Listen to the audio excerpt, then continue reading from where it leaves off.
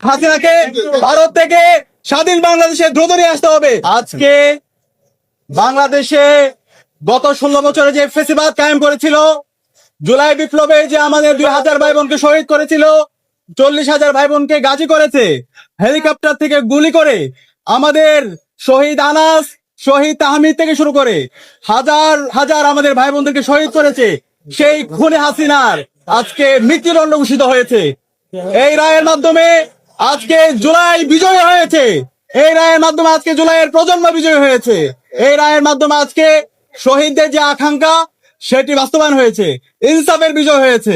একই সাথে যে খুনি হাসিনার দোসর সাবেক স্বরাষ্ট্রমন্ত্রী খুনি আসাদুজ্জামান কামাল, তারও আজকে মৃত্যুদণ্ড রায় ঘোষণা হয়েছে। কিন্তু একই সাথে আমরা আশা করেছিলাম যে খুনি হাসিনার নির্দেশে আমাদের চাঙ্গারপোল থেকে শুরু করে আমাদের সাভারে এবং সারা দেশে যে গণহত্যা চালিয়েছে, হেলিকপ্টার থেকে গুলি করেছে, সাবেক পুলিশের আইজিপি চৌধুরী আব্দুল্লাহ আল মামুন, তারও দৃষ্টান্তমূলক বিচার আওতায় আনা হবে। কিন্তু তার যে 5 বছরের তাকে কারাদণ্ড দেওয়া হয়েছে, সেটা আমরা সন্তুষ্ট না। আমরা অন্তর্বর্তীকালীন সরকার আন্তর্জাতিক অপরাধ ট্রাইব্যুনাল অনুরোধ করবো, তার যে অপরাধের মাত্রা সে অনুযায়ী তাকে যেন ন্যায্য বিচারের আওতায় নিয়ে আসা হয়।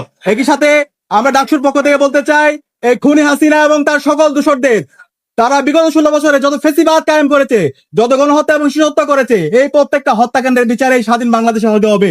একই সাথে হাসিনাকে ভারত থেকে স্বাধীন বাংলাদেশে দ্রুত নিয়ে আসতে হবে।